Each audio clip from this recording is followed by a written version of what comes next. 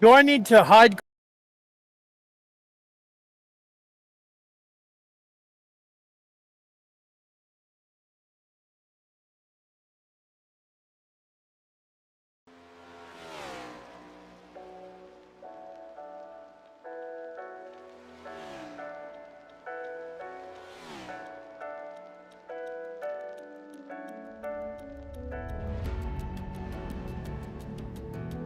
Welcome to Dover International Raceway as we go to the 13th week and the 13th round of the Rowdy Energy Cup Series, and it's a brand new era for these guys as they decided this past week that it's time to run a new car, and this time for the remainder of the season and going forward, we are going next gen. From tonight, we are running the next-gen NASCAR Cup cars here at Dover. So, definitely looking forward to seeing this one. Good evening, everybody. Thank you for making us a part of your evening here on ESPN. My name is Sam Cooper, in the booth with you for this one here tonight. Joining me back in the booth after missing last week's race is Mr. Byron Rodney. And Byron, next-gen cars for the rest of the season. It's going to be exciting from this point onwards. Yep, first time we're going to see the next-gen car on a track. First time ESPN's bringing you a broadcast with the next-gen car, and we're doing it here at Dover. It couldn't get any better. Looking at the guys out on practice, these cars look pretty darn sweet.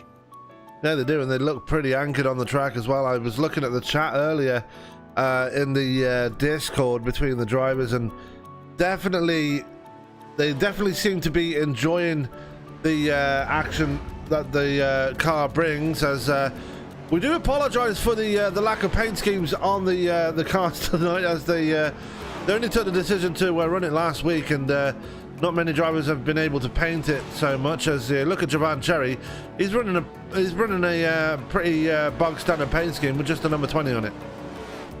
Yeah, got that purple white paint job on it, if I've got my graphics setting right. Running the Toyota.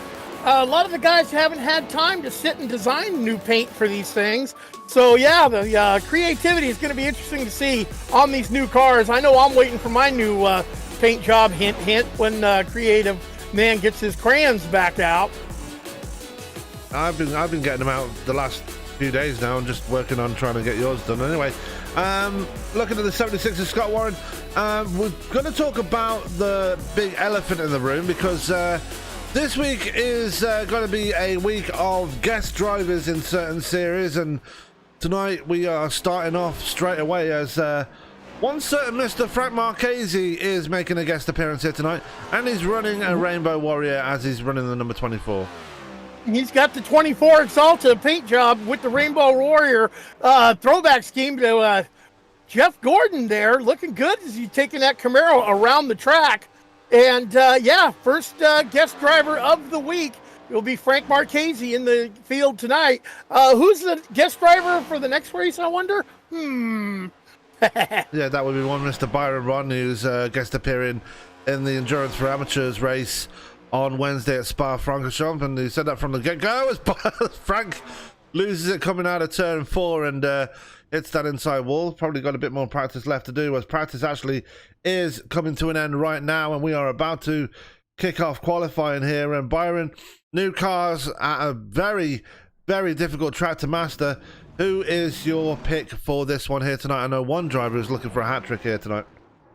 Yeah, I don't know who I'm going to be able to pick as qualify. You know, Jovan Cherry, he's been the top guy to beat at the tracks we've been at lately, but he didn't lay down a very good practice time. Chris Parkman had the top time on the board with J.D. Woodward and Jeff Price in practice as they're qualifying, getting on the track. Dover is going to be a tough track. These guys have had limited time to work this car on this track. And let's talk about it. It's like a Bristol on steroids. It's a concrete surface. Look for that track to rubber in, and as caution gets out on the track, they'll be picking that rubber back up. And these are new cars. They don't know how it's going to handle. And when you hustle these cars around this track, when we take a lap around with someone under race conditions, I'll describe it to you. You're going to be taking a 2-story nosedive when you get into the corner. That's called landing. The car unloads on that suspension. Then you launch up out of the turn 2, back up onto the straight, and the car unloads the suspension again. That's where it wants to get tail happy again. You're going to be driving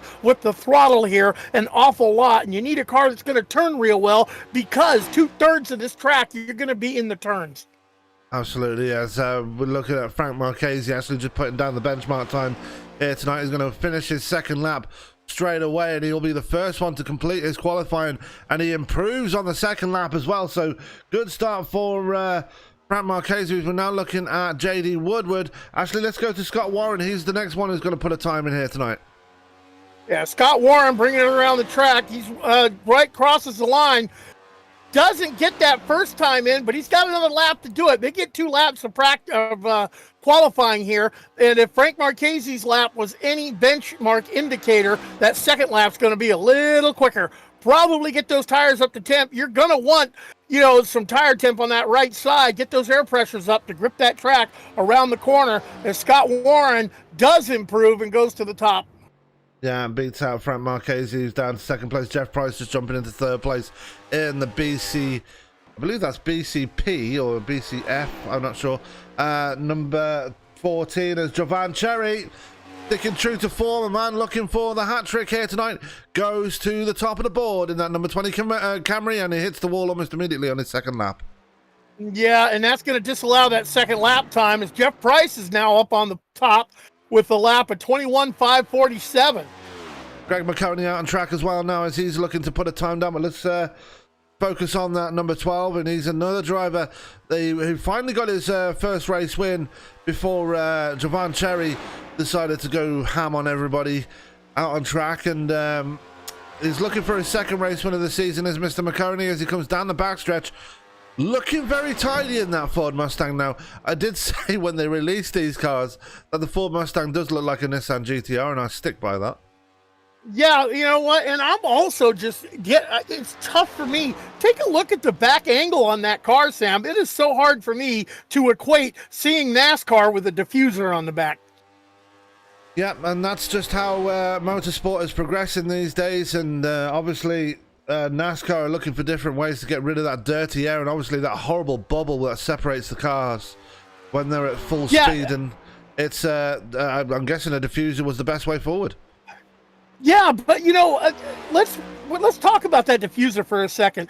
Especially when we go to a super speedway, Sam, there's bump drafting. You get up and you tap those bumpers. Short track racing, you're tapping those bumpers. That diffuser is very, very important to the downforce that car generates. And I'm starting to wonder, if these guys start beating and banging front bumper to rear bumper, is that going to damage that diffuser in any way? And that would just rob it of downforce and change the handling and the balance all over the board on these things. Yeah, Chris Parkman having to abandon his second lap as he hits the wall coming out of turn 2. And turn 2, as always, is going to be the problem corner here at Dover, as we're now looking at Ryan Decker making his way around the track to put his first qualifying time in, and he gets a P5 with a 21.684 in the Lays number 28. Good looking car, that one. Yeah, Ryan Decker dialing up the low lane coming out of the turn. One and done for Decker. Yeah, that must have been his second. That must have been his second lap.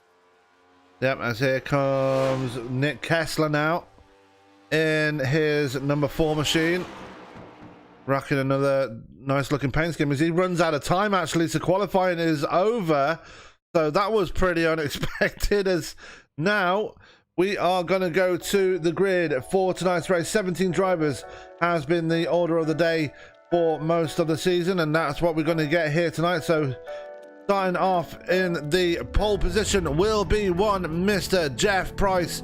He'll be joined in the front row by Jovan Cherry, again looking for his hat trick of wins here this week at Dover. Scott Warren and Frank Marchese, who's making his debut, make up row 2. Ryan Decker and Greg McConey make up row 3. Row 4 will be Shane Posey and Chris Parkman, and row 5 will be JD Woodward and Bentley Glazer. Byron. Yeah, row 6, Zayshawn Guerra is going to be on the inside. Nick Kessler to his outside elbow in row 6. Row 7 is going to be Brandon Wilson and Joe Gauthier. Mark McFadden and Braden Black going to make up the next row, and Jason Papp, shotgun on the field, bringing up the rear. Last driver to take the green. Now, it's going to be an interesting race tonight, Sam. 125 laps here at the Monster Mile. Miles the Monster, it is a monster mile for a reason. This track eats cars. It's hard on the drivers. It's hard on the equipment. Like I said, when you come off of turn one, you take a drop that is 2 stories in distance to where the car all of a sudden lands in that corner at speed, and all of that weight and all of that stress on the suspension.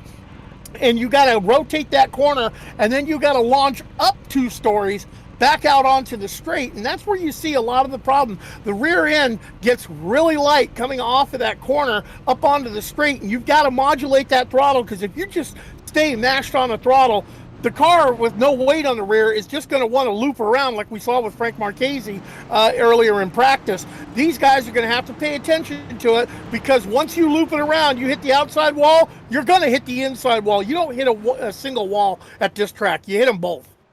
Absolutely. As they start pacing around the track now, we got 125 laps of scheduled distance for everybody here in this one, as we're going to take a look at your pole sitter right there, Jeff Price. His first pole position of the season, I believe, so good start for him in these next gen cars. And obviously this being a brand new car might throw up some surprises here. Now some people might get used to the car early, some people might take some time to get used to the new car, and Jeff Price seems to be going in the right direction. Byron, get us going for the first time tonight. All right, pace car driven by Pache KR. He takes the left turn into pit lane. Pit lane is awful hard to get onto. We're waiting on Barney the flagman to bring us a green flag. Jeff Price has the field in tow, just waiting to make his mark. Green flag goes in the air. Jeff Price gets on the loud pedal, gets the launch he's looking for, but not quite. Jovan Cherry right to his outside elbow. Yeah, race is on, and Frank Marchese getting off to a great start as well. He moves up to 3rd place, but almost immediately Scott Warren looking to the inside of Marchese, as into the wall goes Brian Decker. Big hit into the wall, as that is the first casualty of the night, but no caution out on track right now. Yeah, Ryan Decker, no caution coming out as he towed it right away, kept it kind of pointed straight, but that's what I was talking about. You saw it, classic right there. Car launches up off of the corner. So, more cars are having issue getting into that wall when that rear suspension unloads. You need to modulate that throttle, or that's exactly what's going to happen. Hello, outside wall. Yeah, as Jovan Cherry now has the lead from Jeff Price, Scott Warren in 3rd, Frank Marchese currently occupying P4 with Greg McConey right behind him. Shane Posey is right there in P6, P7 is Bentley Glazer now, just moved ahead of Nick Kessler. JD Woodward having a bit of a problem there in the 47. He's fall back into P9 now. Brandon Wilson right behind him. We've had 2 non-starters, Zishan Duera and Braden Black, not taking the green in this one. No fast repairs tonight either. So if you put that car into the wall, you're going to have to get the hammers out and beat it out, because you know what? Aerodynamics are going to be important at this track. It is a very high-speed track as they haul it off into the corners doing 180 miles an hour. Yeah, as... we've got more action going on. I believe that was Greg McConey making a mistake, and that's let Shane Posey up to P4.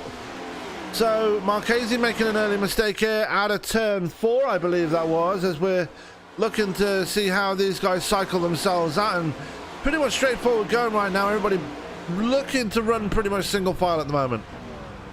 Yeah, right now this is the part of the race where you're just feeling the car out, seeing what you got, and you need to be careful. Like I said, we saw a lot of cars up into that outside wall. Why?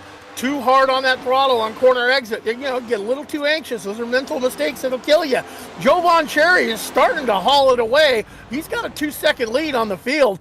I thought he was going to be the slow car, because in practice he was the slowest one. Looked like he was sandbagging us. Scott Warren up to the 2nd position, but he doesn't have anything for Jovan Cherry. But as Frank Marchese it looks like he's got the battle going on with Shane Posey right now.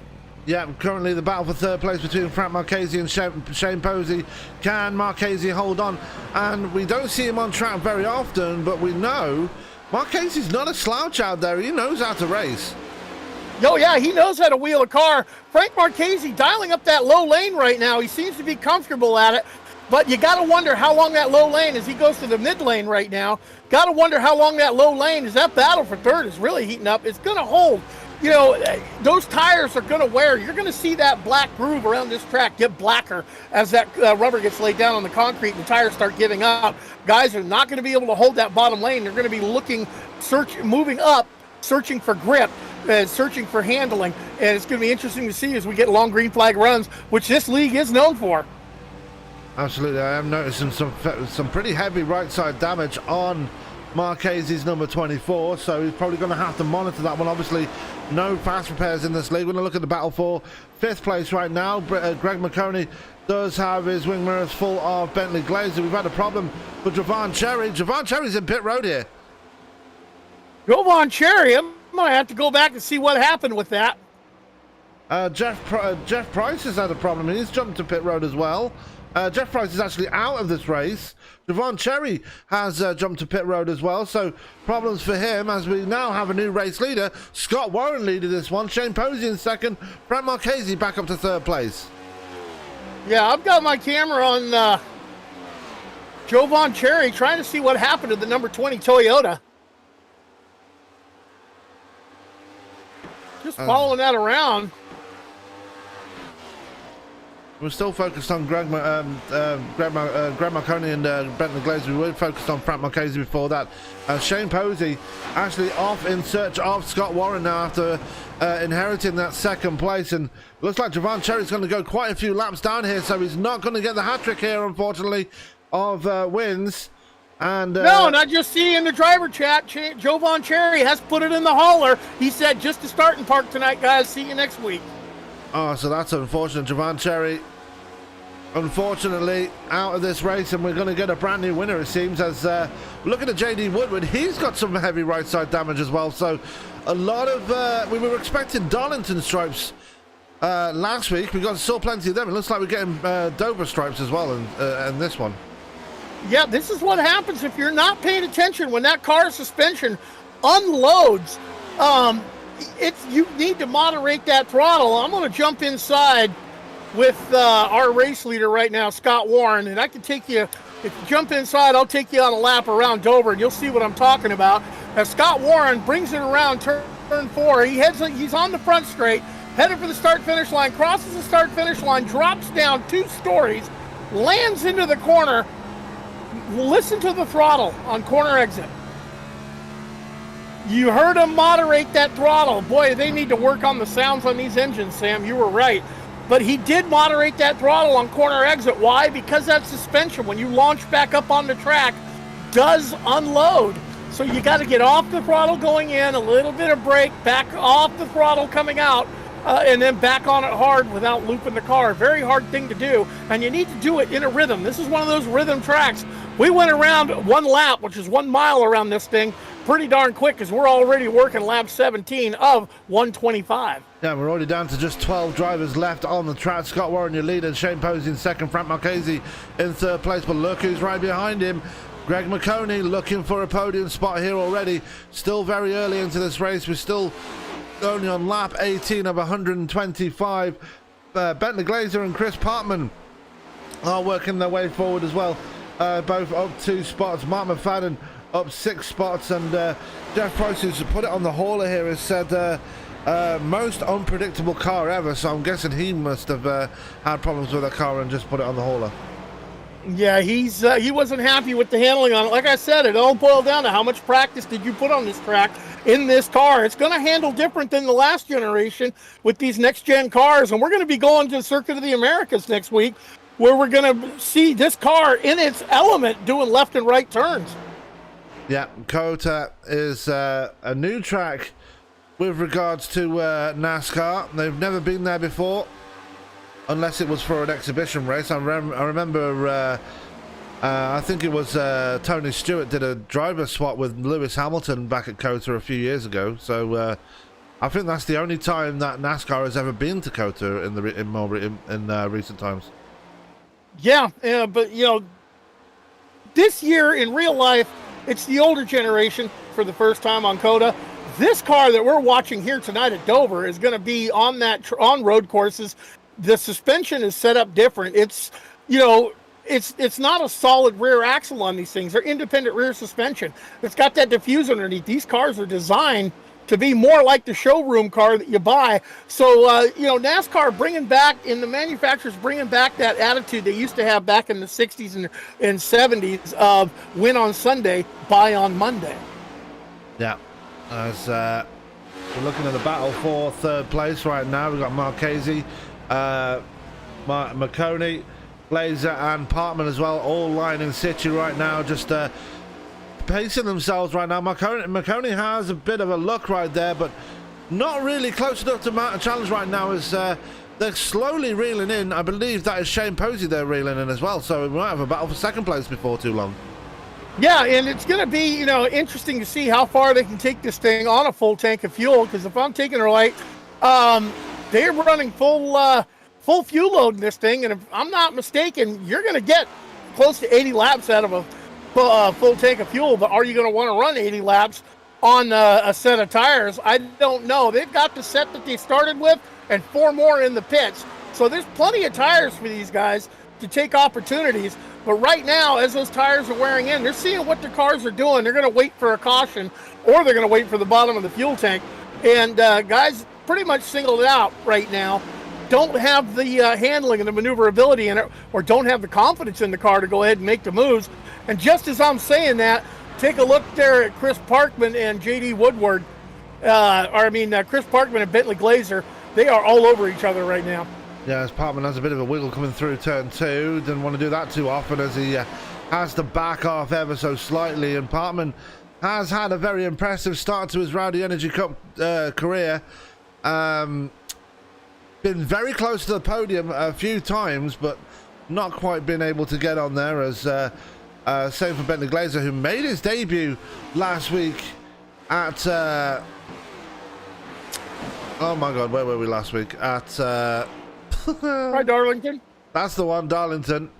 And pretty much did well for himself. Had a couple of incidents, though, and I said before the start of the broadcast, he's got one hand on the trophy in Western States. He's going to have a bit of a tough job to get up there with regards to this league. This is probably one of the most competitive leagues in the iRacing service, alongside Western States. He's mastered Western States. Let's see if he can master this one as well. Yeah, well, you got different drivers and different flavors of driving. You know, you got to figure out how everyone runs. I'm looking at Frank Marchese starting to leg out a little bit of a gap. He got about a 3-car length advantage over the 3 running behind him. You can throw a blanket over him. As we see, Parkman takes it wide. Like I said earlier in the race, they're going to go all over this track. He's looking for traction right now. He's looking to try another line from the car that's in front of him, get more air on that nose to get more of a corner, and he's looking for more grip. Now look at the battle between McConey and Glazer. Glazer right on the back of him, and you know, Glazer is not letting him go. Every move that McConey makes, Glazer goes with him, and we're seeing that right there as the camera's really not doing it much justice right now. There it is.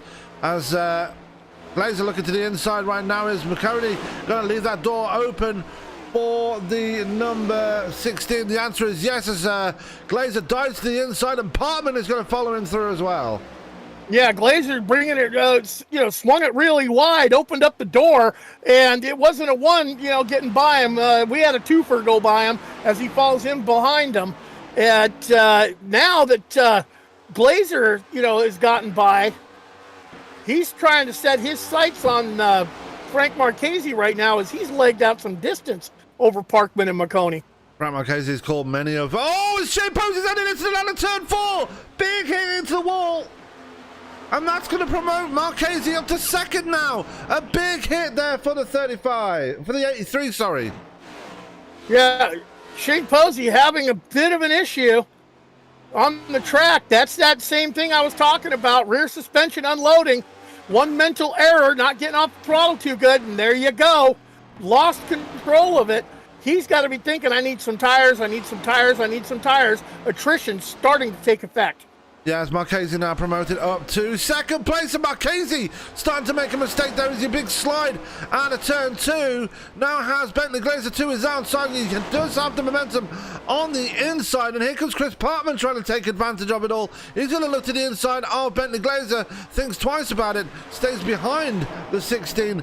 Very lucky is Mr. Frank Marchese. He could have been so much worse than what it was. Great recovery there. Yeah, so the tires are starting, the rear grip starting to become an issue off of the corner, off of turn 2 there. To the wall. Wow. Oh, Marchese in the wall. And that was almost coming to it. The car getting very loose now. That 24. Parkman we've seen in the wall, as well as now Glazer up to second, McConey up to third. Parkman has now got around Marchese. Marchese ducking it down to the apron. I think he might have damaged the suspension on that 24. He's going to bring it into pit road and see what the damage is on that car. Well, you know, with as many tire sets as they have, with only 125 laps to run tonight, I'm going to guess that, you know what? Now wouldn't be a bad time to come in and get a set of fresh tires 40 laps in, 36 laps into this thing. So you got 4 sets. If you run 40 laps, you got 5 sets, including what you start on. You run 35 laps on each one. That is more. You can run 35 and pit. You're just going to be giving up track position as Marchese brings it into the pits. Right side's being bolted on. Left side's being bolted on. And what didn't work in favour of Marchese's, though, he overshot his pit stall and couldn't get back into pit road, into his pit stall, so having to wait a bit longer, and he's staying in pit road a bit longer to also repair some of that damage on the right hand side of his car. Yeah, and let's talk about pit lane. This is one of the toughest pit lanes to get onto, especially if you're coming under green flag conditions. Pit road speed, 35 miles per hour. You got to get that thing. Remember, we were hauling it off into the corners at 180. You've got to get that thing woed down at the entrance cone to 35 miles an hour, or you're going to see a speeding penalty on pit entry. But I do believe Marchese's taking some repair right now. That he is, as we're looking back from the field. There is Mark McFadden in that very interesting yellow car. He's yellowed out the lights, he's yellowed out the grille, he's basically turned it into one of the... It looks like one of those, you know those Brazilian stock cars you see? It looks like one of those, pretty much. Yeah, I'm going to give him the nickname the Nuclear Banana right now, as, yeah, he's yellowed the whole thing out. As it looks like a car, it looks like a COT right now, the way it's painted, but that's just how that is. There's Joe Gauthier right there in the 67. He's had some right side contact, and there's Jason Papp in the Lucky Charms #1. And Greg McConey was very adamant that we should check this paint scheme out, and we are. It's a very nice paint scheme, and he's paying tribute to where my co-broadcaster is tonight. You know, that didn't be Lucky Charms. You know we don't sell Lucky Charms over here, right? You don't have Lucky Charms over there? Nope. Well, I'll be darned. Lucky well, Charms what about aren't even a thing over here. Oh, okay. Then let's get down to soap. You got Irish Spring? No. Wow. Yeah, I know, right? Irish Spring isn't from Ireland. What a shocker. Yeah. So well, it's great stuff. The great stuff's dropping off of the shelves now because of the new woke generation. Sorry, but I'm gonna let my opinion fly on that. I don't think it's right, but yeah, Irish Spring and Lucky Charms in Ireland, don't think it fly. Nope. As yeah, there's a lot of misconceptions with food and stuff like that around the world, and it doesn't really fit. But anyway, looking back at the race, Bentley Glazer has really got away from Greg McConey as he's defending that third place from Chris Parkman. JD Woodward being promoted up to fifth place with Mark McFadden in P6 right now, and McFadden having a good run tonight. I am very impressed with how he's running as Jason Papp moves his way up to P7 with a very decent pass on Joe Gauthier. Yeah, and I'm looking at the qualifying speeds versus the lap times they're turning right now. We've got 47 laps on these tires. They haven't been to pit road yet. There's about a second to a second and a half fall off per lap, which I knew there would be, being a concrete surface, as these cars are still rotating. We have yet to see a caution here at Dover, and we're running lap 47 of 125. This is clicking off quick, fast, and in a hurry. Made that lap 48 as Scott Warren has just crossed the line, so he is really on it tonight, is Mr. Warren. Looking for his second race win of the season. I believe he's not won since the opening round of the season at Daytona. Would definitely love to get one here tonight, especially with the debut of the new car. And I will admit, though, these cars are very good looking the way they are now. Yeah, but the guys are finding them to be a bit of a handful on the track. And that could also be iRacing. You know, they brought these things out pretty quick.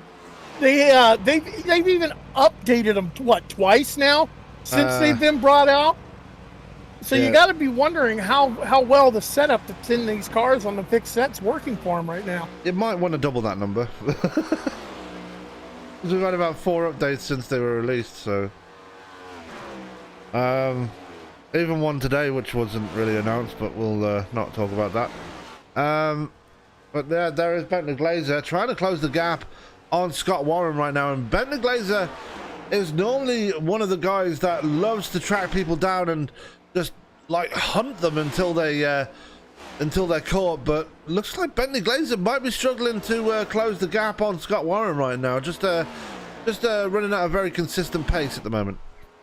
Yep, and if this keeps going the way it's going, take a look at third place. The battle is on. Chris Parkman has tracked down Greg Marconi, and Marconi's got a rear bumper full of Chris Parkman right now, as Chris Parkman really brings it up, cut that down to only 1 car length.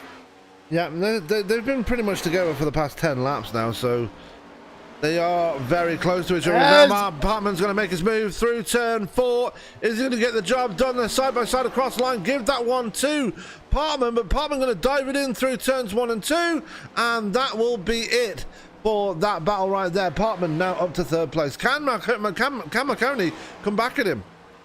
Well, don't know, but you know what? Marconi looks like he's searching for grip on the track. And, you know, watching the race yesterday on the real-life NASCAR race, I was looking at Alex Bowman. They were starting to diamond the corners. I haven't seen anyone here tonight in this league starting to diamond the corner. And what I mean by that is you make your corner entry a little low. You apex it early, let it wash out to a lane or two up in the middle of the turn, and then you get that big run off on the bottom of the turn coming out the way we normally do the short end of Darlington. I haven't seen anyone doing that here or even trying it yet. Well, that's because they're in different cars, but that might tell you why. But yeah, this car is very different compared to the car they're currently running. I mean, this car can literally stick to the bottom of the track and stay there, whereas you can't really do that in the current Cup car, because obviously that car is very aero dependent on the high side and not underneath the car, where you can it's just going to push up the track every time. Yeah, and now I'm starting to get curious as to when we're going to see green flag stops come. Looks like these guys, you know, if this stays like it is, stays a long green flag run, it looks like we're going to do this as a one-stop race.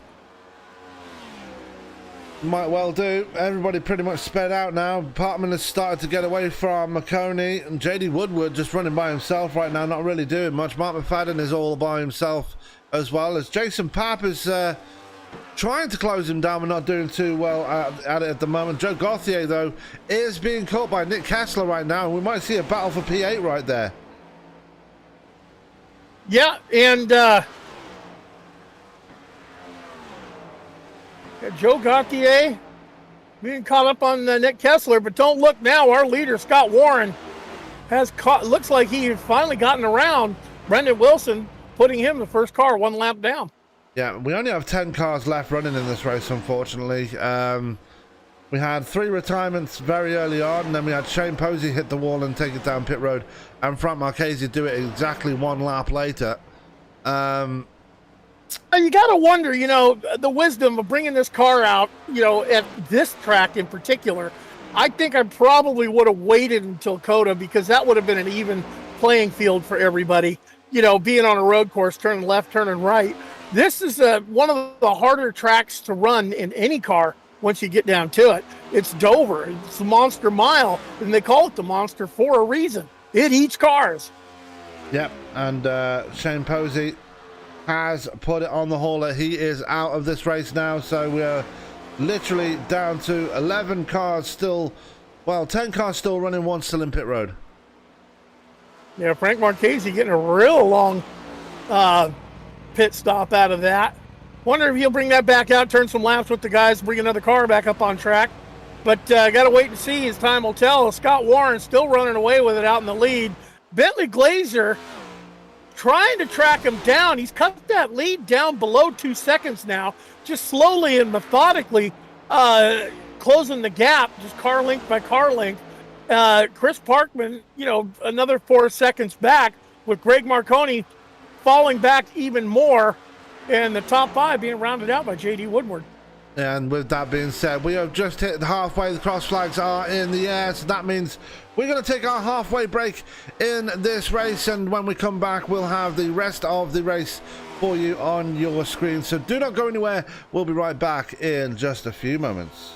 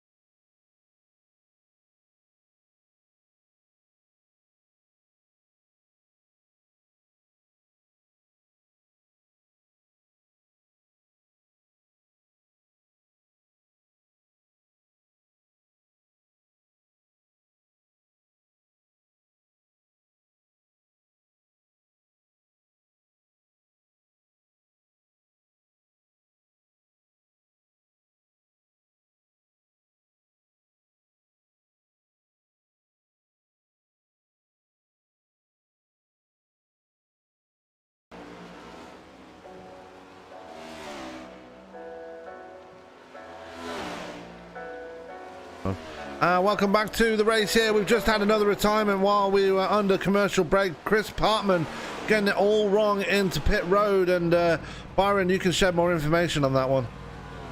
Chris Parkman made the decision to come to pit road awful late. Remember, I said it's one of the toughest pit lanes to get into in all of NASCAR, and it looked like he aimed for the barrels. He didn't just hit the barrels; he put the car on the top of the barrels. That was kind of a funny thing to see. Front end gone, damage done.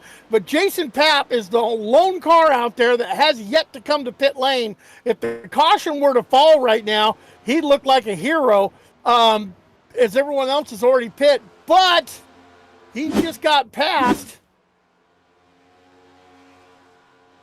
And I got to wait for my timing and scoring to cycle back around. Did that put him back on the lap, or did someone get their lap back the hard way? No, that was Nick Kessler getting his lap back the hard way. So if a caution were to fall right now, Jason Papp would look like a genius. But with this few cars on the track, everyone has gotten into their rhythm on this track. I don't think we're going to see the caution. And that's going to hand the effective race lead over to Bentley Glazier, who jumped Scott Warren in the pit. Yeah, he has, as Greg McConey has got ahead of him as well. There you see the number 12. And in the background, you can see Scott Warren's Mustang right there as well. But Jason Papp keeping it out there a lot longer. But here comes Bentley Glazier now to get his lap back the hard way. Now, if Jason Papp does bring it down pit road, that's going to put him in some serious trouble now. Yeah, he's going to go more than one lap down. He'll fall to 2 laps down and be back there with Joe Gauthier, as Bentley Glazier, is now gotten past Papp. Yeah, he's back on the lead Papp's lap. Still the race leader, yeah. But Jason Papp has yet to bring it to pit lane, and I'm wondering if he's decided, now I'm going to keep it out there for as long as I can. He's looking for that caution flag is what he's looking for. That is, Greg McConey will be the next one to get his lap back as well. You see some right side damage on Papp's car, as I really hate that camera angle. I'll need to change that for next time.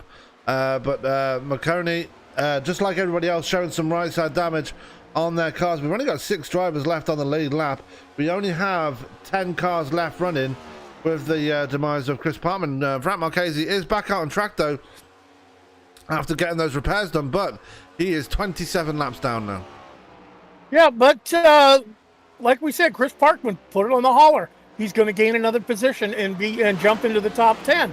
Anyone else has any issues further on, he can jump them, gain another position, get up to the 9th. Attrition taking its toll here on this track. As Jason Papp, everyone else on fresh tires, Jason Papp looks like he's got a parachute behind him. Yeah, old tires will do that to a person. Obviously, this new car with the tires that they are running low-profile tires as well, which makes it a lot interesting. A single lug nut as well, which makes pit stops a lot faster as well. Very different tires to what they're currently running in the real-life NASCAR season. Yeah, they get a lot bigger contact patch because they are low profile, and they're not the 15-inch wheel anymore. They're the 18-inch wheel. It's got a larger contact, but with that short of a sidewall, it's a completely different handling profile, as the tire doesn't have as much give and flex in it. So you got to wonder how air pressure changes are going to affect it. Don't know, but man, Jason Papp's finding out how far he can run on a set of tires. That's for certain, as he finally cuts it down, gets it woed down for pit entry. Looks like 83 laps is about as far as you can go on a take a go fast. I don't think he had a choice. I think he was about to run out of fuel. That's why he brought it down to pit road, but he is going to lose the lead now. Here comes Bentley Glazier now through turns 3 and 4, and he will take over the lead here at Dover. And Glazier, with the gap he has over Scott Warren right now, looking good to get his first race win with the league and only his second race with the Rowdy Energy Cup Series. Well, we were talking about it earlier. Yeah, you were talking about how he has the Western States League pretty much in command. He's been able to master the tracks there. How he was going to stack up with the guys here, it looks like strategy has paid off. Strategy and consistency, especially at a track like Dover.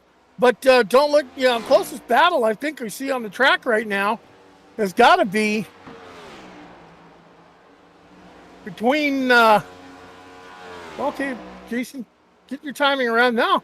We don't really have that many big battles going around on the track at the moment. Well, Jason Papp just got passed by Joe Gauthier as he was coming out of pit road, so Papp got some making up to do. He's rejoining P7. Not sure what happened to Mark McFadden, but he's fallen a couple of laps down now. He's down in P8, and that's pretty unfortunate for Mark. He was actually looking good for a top 5 up until that point, so very unfortunate for the 71 driver.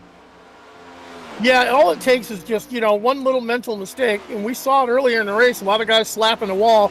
Bit of damage with no fast repair. You got to run what you brung at that point and stay with it, as we've only got 5 cars, top 5 on the lead lap.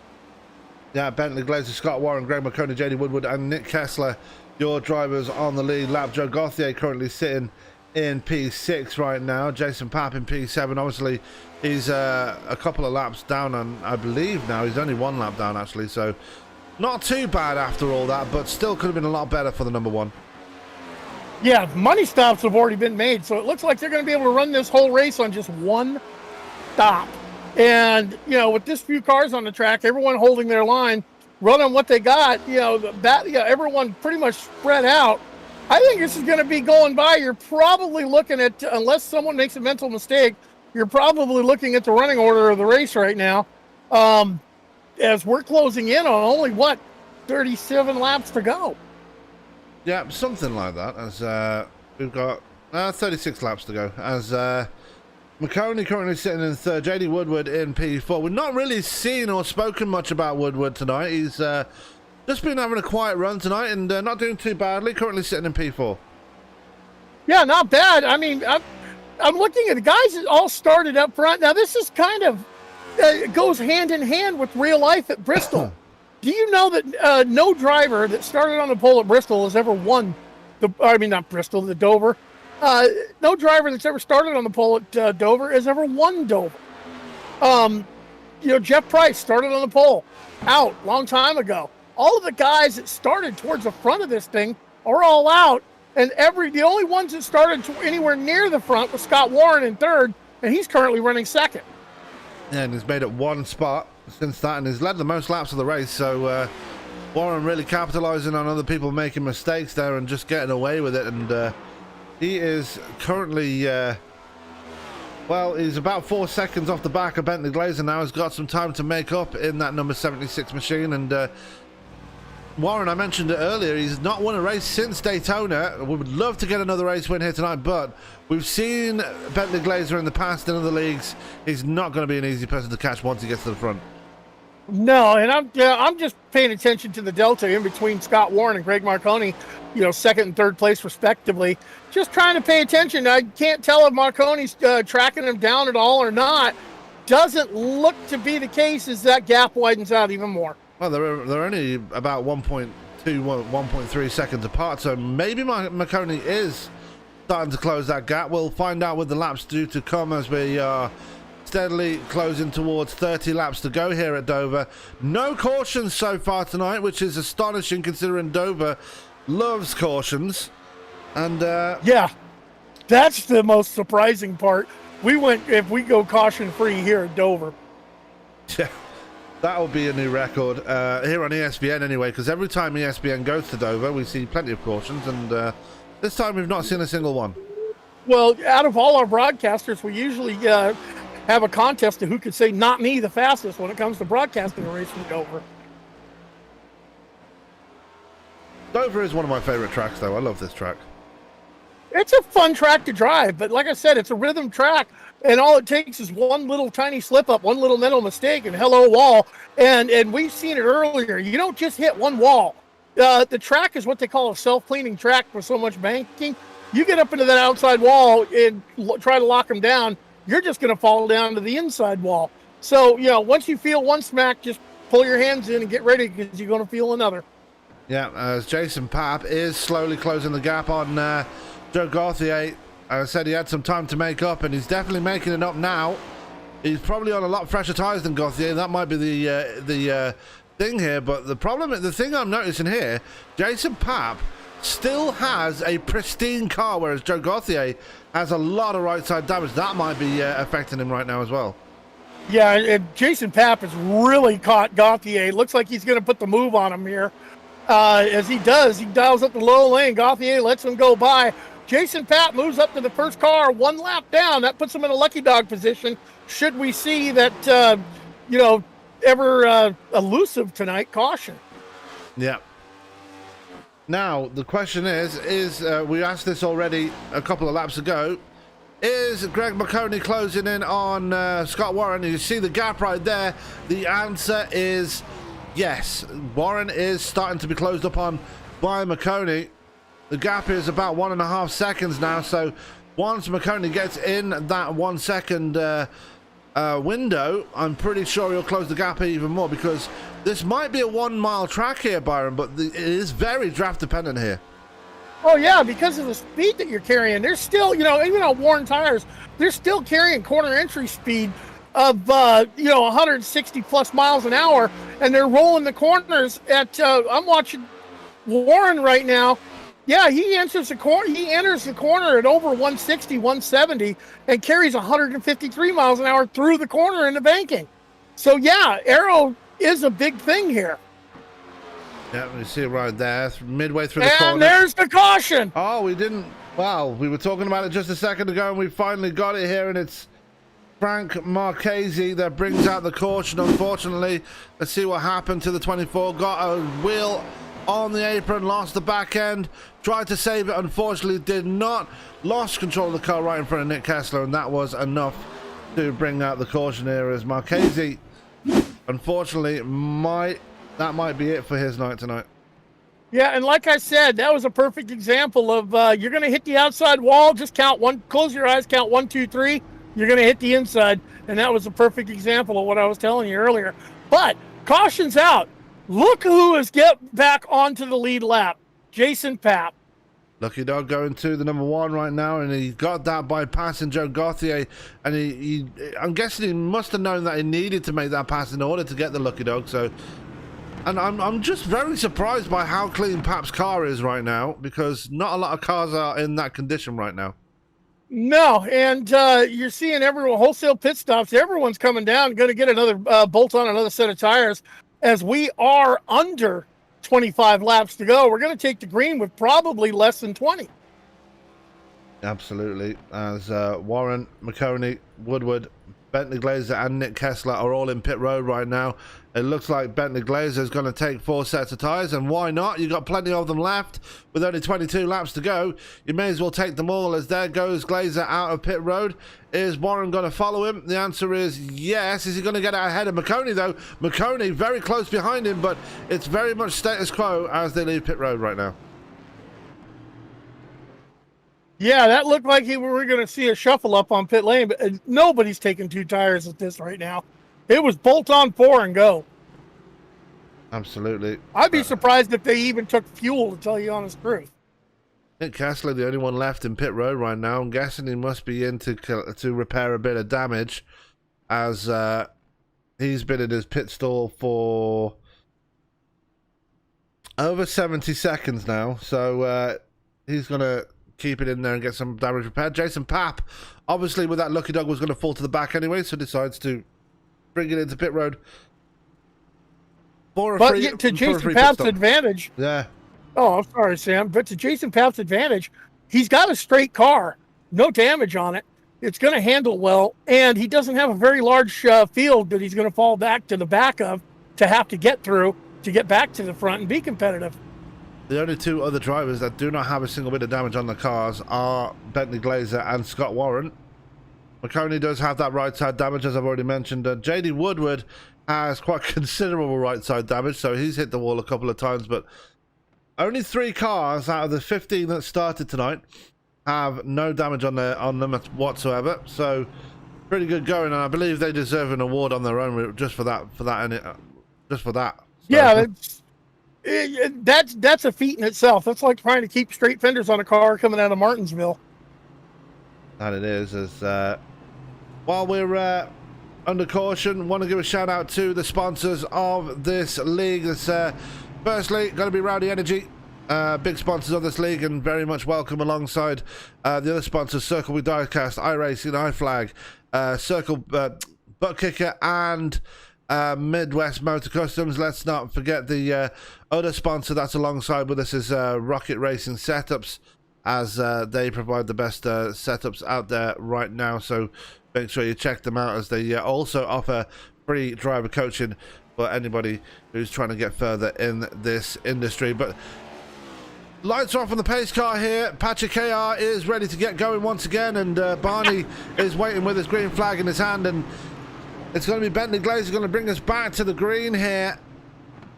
And it's going to be very high-tempered now with 20 laps to go. Going to come to 19 laps to go when we go back to green. Watch for Scott Warren. He's been on the pace all night long, but as I've already mentioned, Bentley Glazer is not an easy man to get around once he gets to the front. Greg McConey is up there as well. JD Woodward, don't ever count that man out.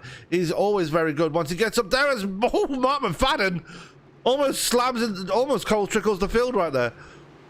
Yeah, well, he didn't time that one too well, but he couldn't, because he's got to fall back.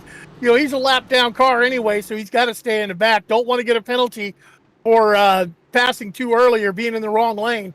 As Pache KR is getting ready to go, Sam, take us to the green.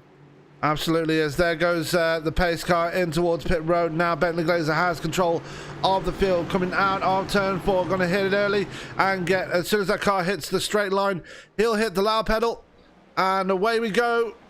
We are racing once again. Green flag in the air. Barney the flagman is waving his arm off once again and in towards turn 1. Look at Scott Warren on the outside. Fancies his chances now as they come down towards the backstretch right now outside of turn 2. We got one around. That's Brandon Wilson into the wall, but we're going to be focusing on the lead battle right now. Scott Warren really taking it to Bentley Glazer now. Yeah, Scott Warren got a great start on the outside. I was surprised Bentley Glazer restarted on the inside. Outside seemed to be the preferred lane, but Bentley Glazer getting the jump. Scott Warren not letting him go. Battles on for the top spot. Yeah, battles on for third place as well. Greg McConey just about holding off Nick Kessler and JD Woodward. Kessler seems to be the man on the move right now, using that last caution to get some damage repaired on his car and making it work to his advantage. He moves up to P4 now, right on the back of Greg McConey, but the battle for the lead is really heating up as well. Warren is not letting Glazer go at this point. No, Warren's got Glazer in his sights, but like we said, catching him's one thing, passing him something else, and Scott Warren is looking at that car in front of him as Bentley Glazer is making that thing look 15 feet wide on the track. I mean, the cars are already wide enough. I mean, you can't make them any wider than they already are. I mean, they made them wider because of, I'm not sure why, as we've just seen Joe Gauthier hit the wall in the background. Brandon Wilson, problems for him. He's got some serious damage on that monster Chevrolet. Yeah, and the battle for third really heating up as Greg Marconi is down to the inside of Nick Kessler trying to get that third spot. They've been drag racing for the past 2 laps. Yeah, McConey actually defending from Kessler as Kessler hits the wall outside of turn 2, and that's let McConey ahead once again. Here comes JD Woodward trying to take advantage of that wall hit by the number 4.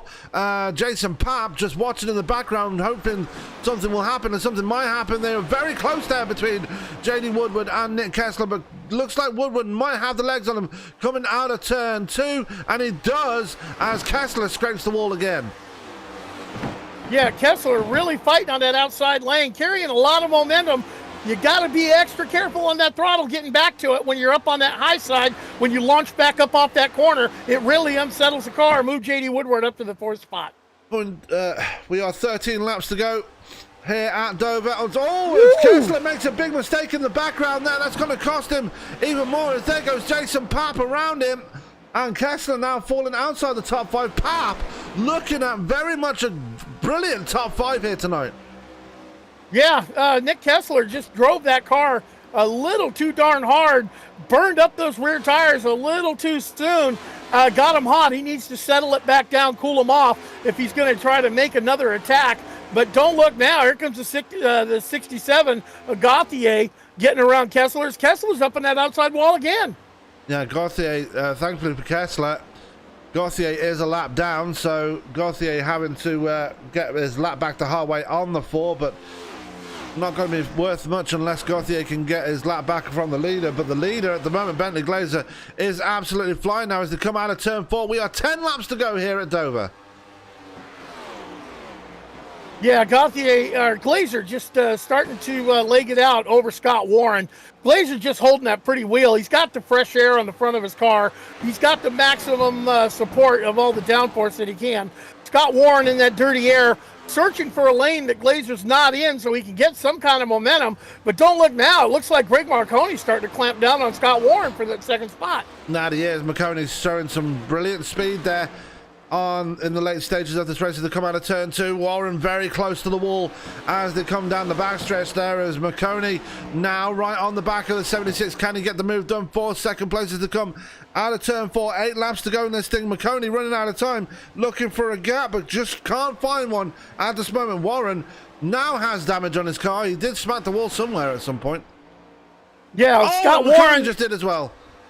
Yeah, Scott Warren, you know, he was just taking that lane away from Marconi. He saw Marconi wanted to go to the bottom. Scott Warren did not want to run the bottom, but he did go down and close the door, and that caused Marconi to get a little bit frustrated, got a little over anxious on corner exit, slapped that wall, and lost all that track position that he had just made up. As we're coming up, 6 laps to go.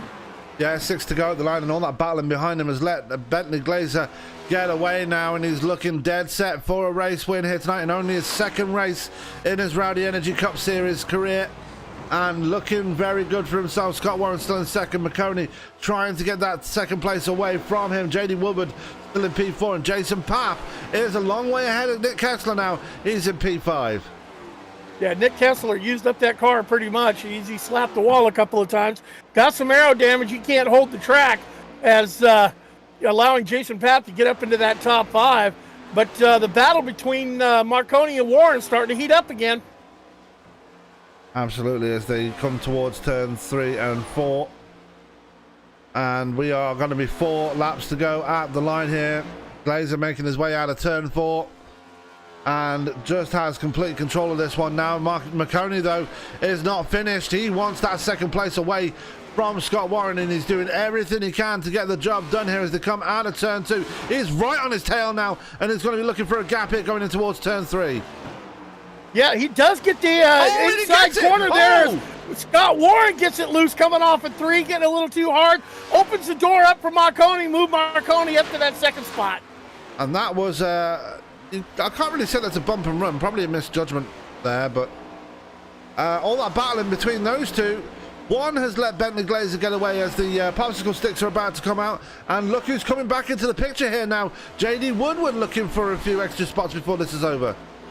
Yeah, JD Woodward not saying I'm going to give up. I'm going to drive this car for all I'm worth right to the end, right to the checkers, and that's what you need to do. Get everything you can get because championship points are valuable. That they are, and here we go. Bentley Glazer has a pretty healthy lead now coming out of turn 4. White flag is in the air for Bentley Glazer, and who'd have thought this one? In only his second race in the Rowdy Energy Cup Series, he is going to be probably one of the rookies of the season as he comes out of turn 2 for the final time in towards turn 3, and already he's going to win his way into the playoff series. He comes out of turn 4. Bentley Glazer picks up a fantastic win here at Dover. Yep, Greg Marconi's going to hang on for that second spot off of that bobble from Scott Warren got down onto the apron and shot it up to that outside wall. That car looks a little big, but he did cross the line for third spot. JD Woodward brings it home for 4th. Rounding out the top 5 will be Jason Papp. Yeah, great run for Jason Papp. Nick Kessler going to get P6, P7 going to go to Joe Gauthier. P8 going to go to Mark McFadden. 9th going to go to Brandon Wilson, and obviously Frank Marchese going to get a top 10 here, so he's got nothing to be too sad about. As if I'm going to give a ESPN Driver of the Night award to somebody, I'm going to have to give it to Jason Papp. What a drive from him tonight. Kept his car clean the whole night long. Yeah, and if you remember right, he held it out there for that real long run, looking for that caution. When everybody else had pit, he stayed out until he found the end of the fuel tank and then brought it in, but still recovered back for a 5th place.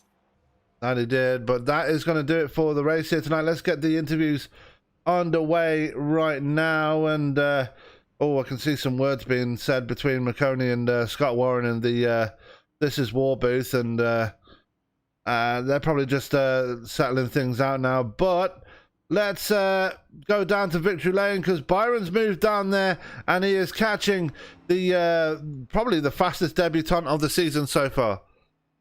And what, your second race in with this league, Bentley? We see you race in other leagues. I know how well you can wheel a car. We were talking about it tonight, whether you'd have the stuff to conquer Dover in this next-gen car. Looks like you got out there. You got to jump in the pits. I mean, you put on a clinic here at Dover, kept the fender straight on that thing. Tell me about your win.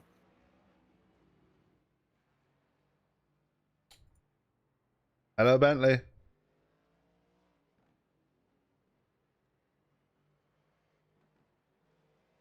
Hello, Bentley. Bentley, are you there?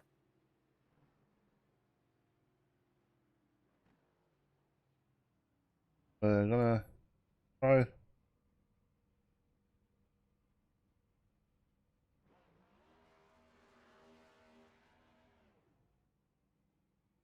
We'll go back to him in just a second as we're gonna wait for just a second as you know what, we're gonna start from third to first, and Byron, you have Scott Warren with you as well right there. Warren, man, you're on the podium. You got a third place out of this tonight. You ran a great race. What happened right there at the late stages? It looked like you just pushed it a little hard, got loose, allowed Marconi in under you. But great run tonight, man. Tell me about Dover in this next gen car.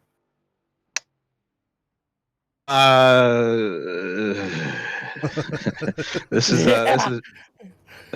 yeah, that's what happened. Okay, yeah, I'm hearing. I hear you. I hear it in your voice, man. Tell me about the close of that race. What happened? Just like with the big boys on Sunday, once we had a late stage caution there, it was all about the restart. So, I had fresher tires in the 16. Given the time left, I probably would have tracked them down and just run that win out after. I think it was I forget who it was. I think it was Javon that dropped out early. I don't know what happened there. He was leading by about 4 seconds, and then he just pulled it off. Yeah, he pulled it off, and he sent a message and said, "Sorry, guys, start and park tonight. See you next week." Okay, so obviously he had something going on. So I mean, that was it. We kind of gapped the field a little bit, and things had stabilized behind us. He pulled off, and then I just led forever. And so you're kind of out there on an island, kind of guessing at when guys are going to come in. And, frankly, I'm just out there running laps, and I was debating on the fuel strategy. And more or less by the time I looked down, a handful of guys had already gone in, and I pulled down probably a little bit late, which was the turnover of position on the pit exchanges. I didn't think too much of it because we've had some green flag running in this days lately, and the field was a little thin tonight and strung out. So I thought we had a good chance of running to the end, so I wasn't too bummed out about that. And that's the way it was playing out.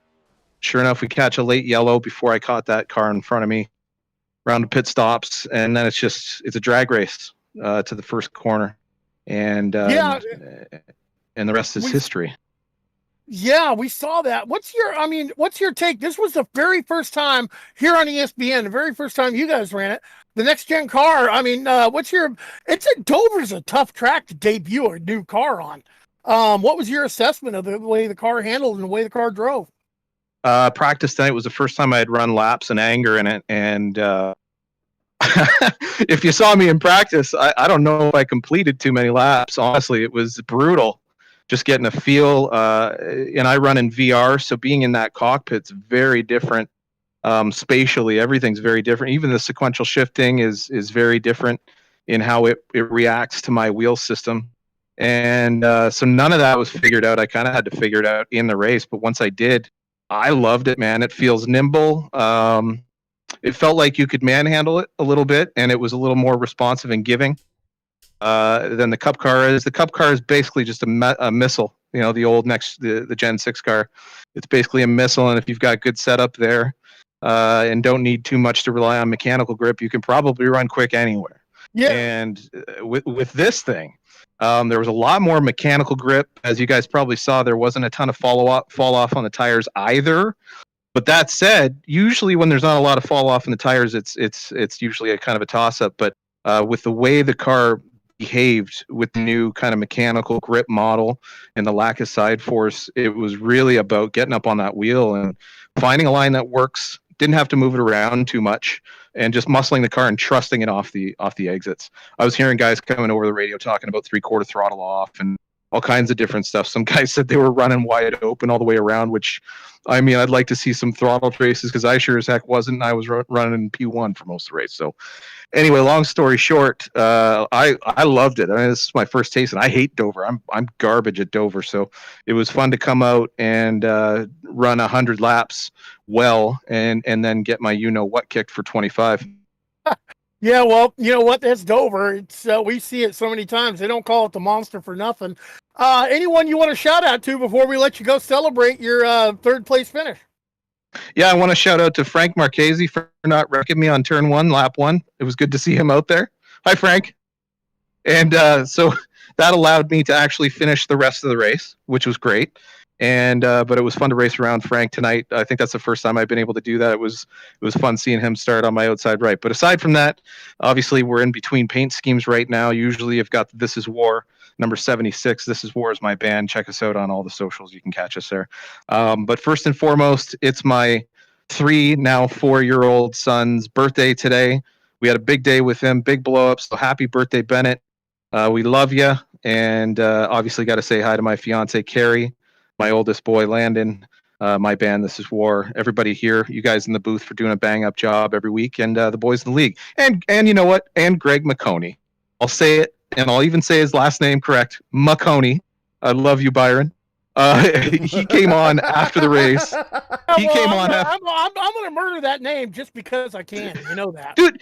You're just throwing an extra R in there. There's nothing wrong with that. You got 2 R's in your name. You got 1 to spare. Well, I'm glad somebody picked up on it that I did it, and I've been doing that on purpose, and someone finally caught me on it. Well, buddy, I've been meaning to tell you, but I just keep forgetting. So no, it's always going to be Marconi for me, man. I'm going to keep with that, and I've done that on purpose, giving them a little bit because we talk outside of this thing that we call league racing, and we rattle each other's cage, and that's why we have a lot of fun with it. And I'm always going to be calling the Marconi out there, the number 12. Well, listen, after tonight, I'll be sending telegrams to Mr. Marconi for the way I got treated on P3. Thanks, Sam. I think you caught that one. Not over everybody's head. But no, I got to send a shout out to Greg. I appreciate him coming over on I was going to say TeamSpeak on Discord after the race to let me know that that's not the way he wants to race me. I know that, but I'm still pissed. I'm still throwing beer bottles everywhere. Anyways, that's about it, boys. I appreciate it. Good win to the 16 and nice P2 to the 12. Greg Marconi. There you go. That's your third place finisher, everyone. Scott Warren. By the way, baby Warren, happy birthday. Yeah, absolutely. As we're going to bring in the man that finished second right now, and Greg, your first time running these cars here tonight.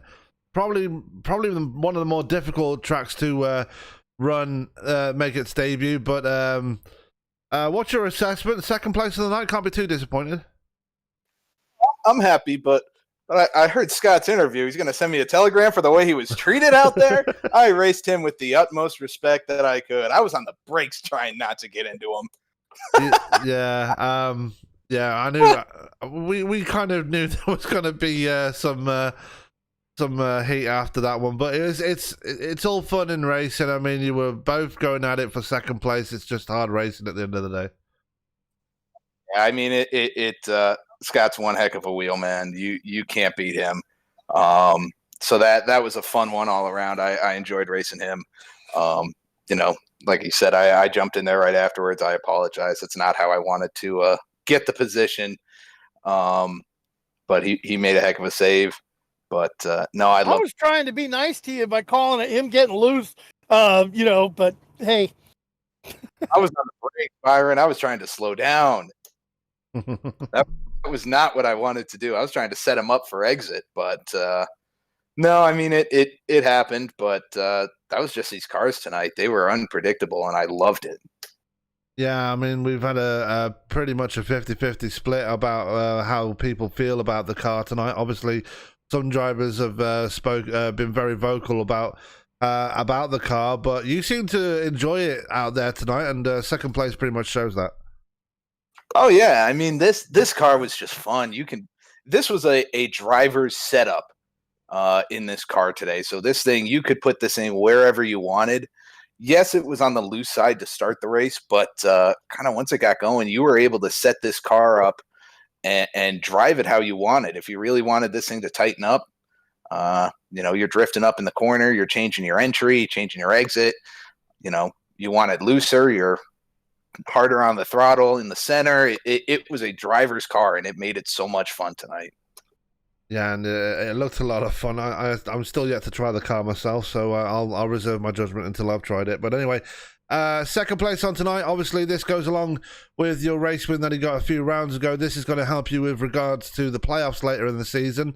You've got to be feeling confident, especially as we are looking towards our we're going to be, I don't know, we're going to be going to our first road course with this new car next week.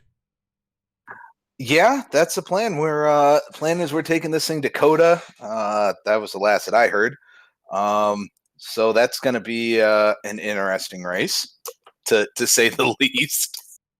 Yeah, and sorry, carry on.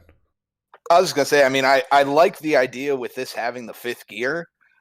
Makes it interesting for road courses, but these things they're still heavy. It's so tough to get around, those road courses, and especially at Coda, where it's designed for cars with a lot more downforce that can turn a lot better than these heavy things can. Yeah, they can, and it's going to be interesting. Obviously, NASCAR has never been to Coda before, and obviously it's going to translate into sim racing as well. Obviously, you guys are going there for the first time as well. What are you expecting from that track next week compared to other tracks you've been to, like Canadian Tire and Daytona? I'm not a great road course guy. I'm just looking to get in and get out at Coda. Maybe do something, but I don't expect myself anywhere near up front. I'm just too inconsistent, and I just struggle at road courses.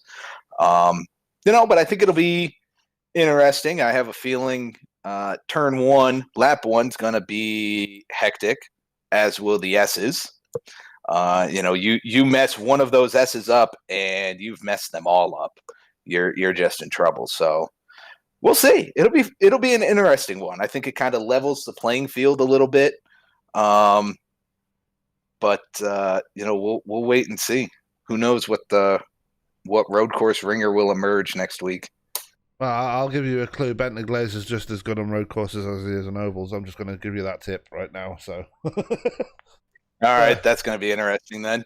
But anyway, Greg, congratulations on the second place. Obviously, you probably wanted to get it done in less controversial manner, but very good regardless. Anybody you'd like to give a shout out to, or who's responsible for getting you into second place there tonight?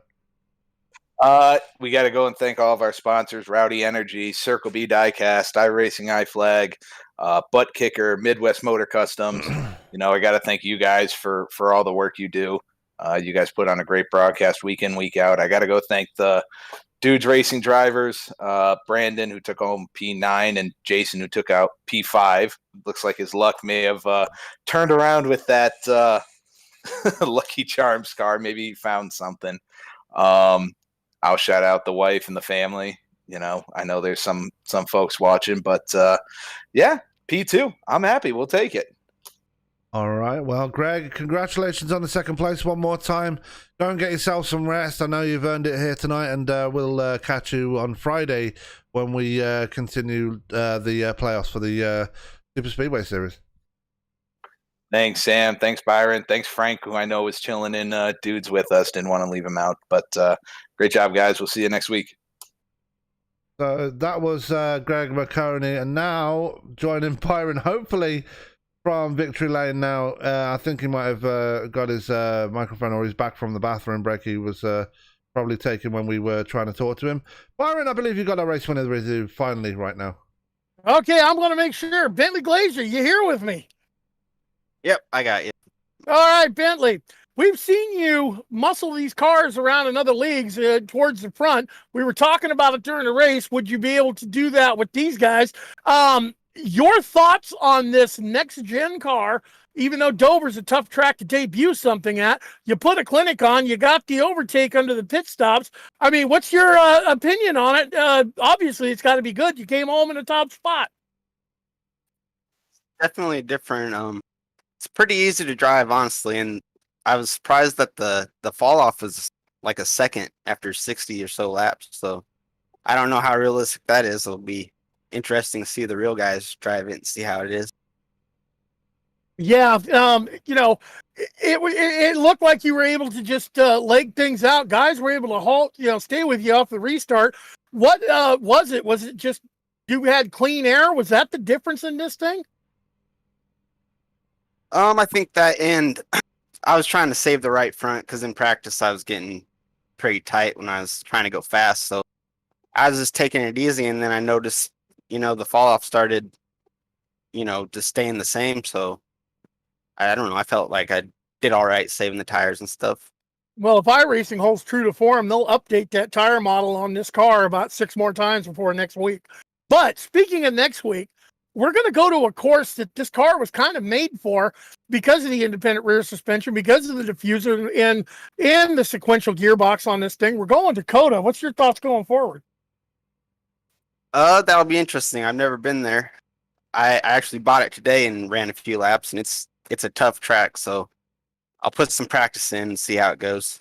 Yeah, I'm going to be interested to see because I know, Greg Marconi, he was talking about how this car is still a heavy car. We're going to a road course, but the brake package on this car is a lot better than what's on the previous version of this Cup car. So I'm going to be curious how you guys run Coda.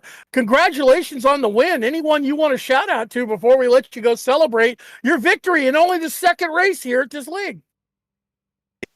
Thanks to Rowdy Energy Cup Series for having me, and you guys broadcasting. It's always fun to watch and do a great job. And then my team, OGR. All right. Well, hey, the top spot belongs to Bentley Glazer tonight. He went out, he conquered the monster, brought it home without the monster beating it up. Congratulations on first place, my friend. Thanks. That's your top finisher tonight, Sam. Bentley Glazer. Yeah, and great drive from him to bring it to victory lane in only his second race of his career right now. Let's go straight to the results for this one as we are getting ready to get out of here, and coming home with the victory was Bentley Glazer and only his second race with the series. Greg Marconi coming home in second place after a controversial bit of contact between himself and the man that finished in third place was Scott Warren. JD Woodward coming home in a quiet fourth place there. Very quiet by his standards here tonight, and very well deserved getting another top 5 here. ESPN Driver of the Night coming home in PE5. That was Jason Papp after some pretty interesting strategy play. Kind of paid off for him in the end there. Got that top 5 in the end. Nick Kessler, last driver on the lead lap, he gets P6. P7 going to Joe Gauthier. P8 going to Mark McFadden. P9 going to Brandon Wilson. Frank Marchese, guest driver here tonight. He gets a top 10 in this one despite being 49 laps down and having 2 crashes and retiring near the end there. Chris Parkman put it on the hauler pretty early on during the commercial break, actually about halfway through the race after getting it all wrong on pit entry. He gets P11. P12 to Shane Posey. P13 going to Javan Cherry with a start and park. He had obviously other things to do, so he just ran a few laps, got that bonus point for leading lap, and just parked it for the night. Jeff Price retired early after starting on the pole. Ryan Decker, another early retirement. He lasted but 1 lap. Zishan Duera and Braden Black not taking the green here tonight. Looking ahead on the schedule tonight, though, we have more racing coming for you tomorrow. Double dip for you tomorrow with the UK Sim Racing MX5 Pro Series as they head to the world famous Zandvoort circuit. Going to be looking forward to see how that one plays out. And then later on in the night we have the Western States Racing League as they continue their search for a champion. On Wednesday we have the Sim Racers Edge Indianapolis 500. Gonna be very interested to see who comes out on top in that one, with Nate Seeker looking to wrap up his second consecutive title there tomorrow night with Also at the same time, tomorrow on Wednesday night will be the Endurance for Amateur Series as they head to Spa-Francorchamps, and I don't need to mention it anymore, but Byron Rodney is going to be on the track as well, so yeah, that's going to be a thing. On Thursday we're going to be off, and then Friday we continue our search for a champion in the iRacing E-Series, the Circle B Diecast Super Speedway Series, as they go contest the round of 12. And Saturday we are off to the world famous Monza circuit as we have E-Formula bringing you more high class racing right there. And then Sunday we have the return of the Medieval Racing League as they head to Martinsville. Well, that's going to do it for myself here on this broadcast. Joining me in the booth was Mr. Byron Rodney, and Frank's been here as well, so a big shout out to him.